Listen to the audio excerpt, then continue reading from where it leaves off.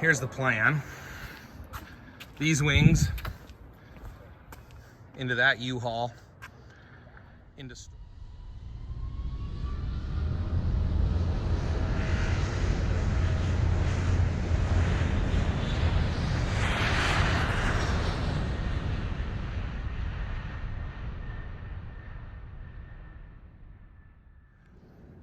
so this is something our neighbors probably don't see every day. Well, my neighbors do, but most neighbors don't usually see 2 airplane wings in front of their house.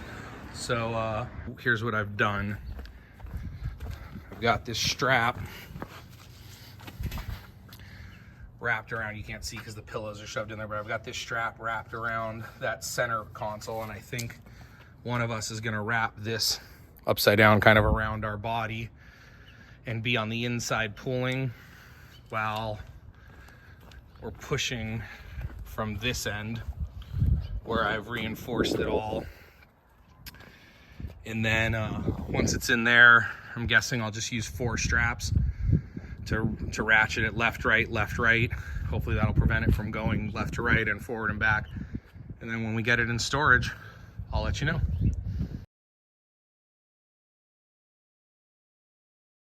Halloween was the night on the barge in Lake Lamarge when I cremated Sam McGee. It's Halloween, come on.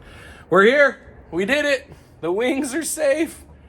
All right, so in storage, I think I've shown you videos of this, but we got the empennage, we got the tail cone, I should say, the horizontal stabilizer, vertical stabilizers, and rudder, and the wings now. So fuselage is coming tomorrow. See y'all later. Ooh.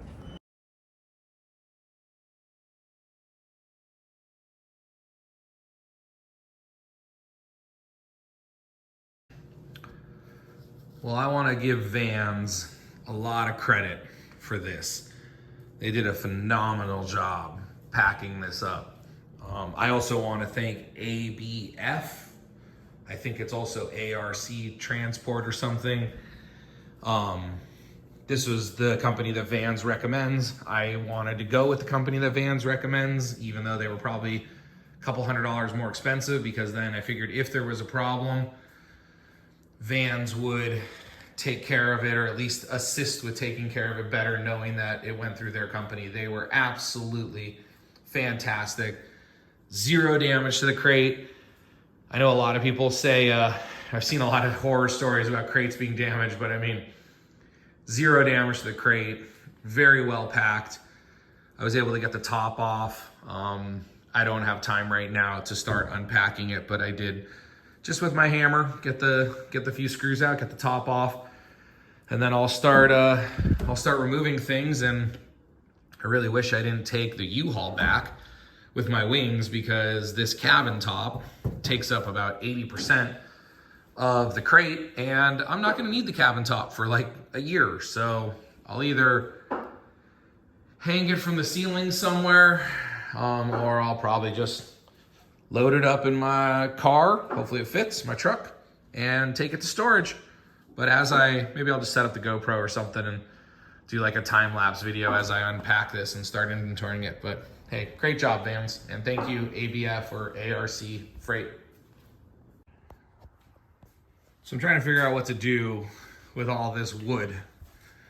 As you may know, if you've been watching my channel, I bought the tail kit, the empennage, and the wings already started. So this is the first crate I'm receiving. And like many of you, I've never received a big crate like this at home, and I don't really do this in my work. So trying to figure out what to do with this thing. It seems to be the best method so far. I'm just gonna take the other 2 sides off. I'm just gonna stack the wood up front here and post it on like Facebook or something. It's not very good wood. It's not really worth saving for me unless I had like projects to do with it, but I don't. So it's too many staples and things. I don't want to sit there and pull every staple out. So I'm just going to post it on like Facebook, like anyone want wood to build a crate, and I'm sure someone will come pick it up. But I'll update you as I keep going here. Okay, so now I'm at a place where I can start inventorying. So the windshield, the vertical stabilizer fairing, bunch of stuff in those boxes, I'm sure. Man, a lot of duct tape, If I peel the duct tape, the blue stuff comes off. So I'll just be a little careful here. And then the canopy. So I'll start inventorying all of the firewalls behind that cardboard right there. I'll start inventorying everything tomorrow and getting it all organized. There's a lot less big stuff in the fuselage. I figured there'd be some big aluminum pieces, but they might just be in there, under there. But I thought there'd be like a big piece for the bottom and then some big pieces for the sides. I'm just so used to working with the wings, and that stuff was so big. So anyways, I'm sure all the formers and things are in there, and we'll get it all inventoried up. And again, I'll keep updating you. So I've got the Mexico Grand Prix on in the background. And this is the part of building an airplane that maybe is zero fun. Well, the fiberglass will be probably less fun than this, because while this is a pain in the butt, I don't breathe in fiberglass and cover my entire garage. But no matter what system you devise, no matter how organized you try to get, there are always outliers.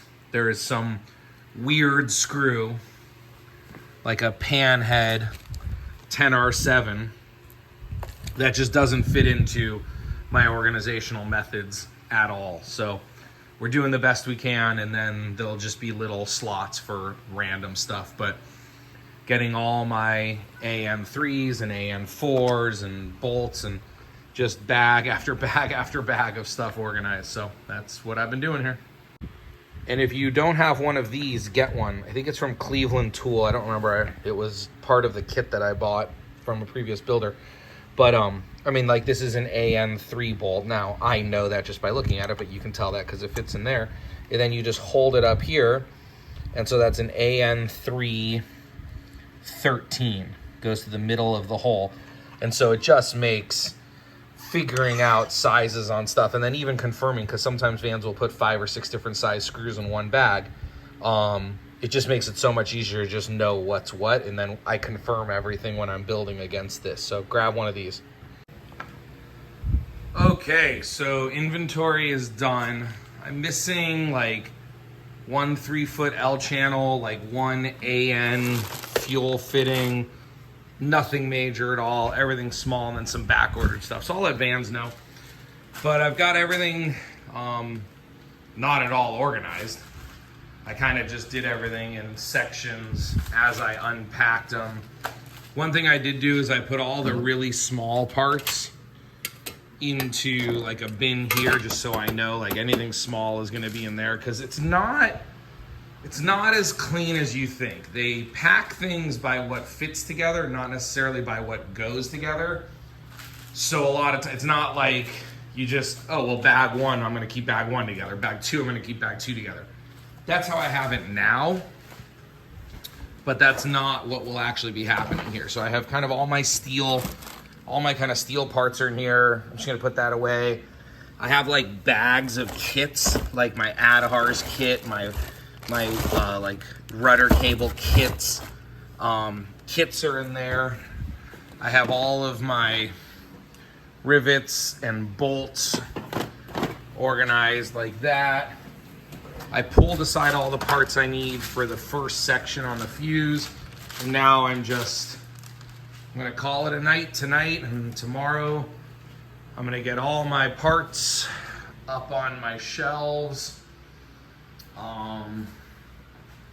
Up there. This is gonna get to storage in the next couple of days or weeks, along with my zip tips. This is all gonna become a trash situation. And then this garage will be back to normal, so that I think at this point, I'm gonna take a little break and study for my instrument. My written. I've been studying on and off for about a year, just kind of watching a few videos here and there, but I think I'm gonna hunker down, take the rest of the year. I'm going on vacation and Thanksgiving. I'm gonna really study hard, probably come back, take the test like December. My goal is to pass the written before the end of the year. And then that way, like January, February, I can jump into the flight training, get my instrument, and then I'm gonna start building all of the Fuse stuff. That's kind of my plan. But I'm sure I'll do some building in the meantime. All right.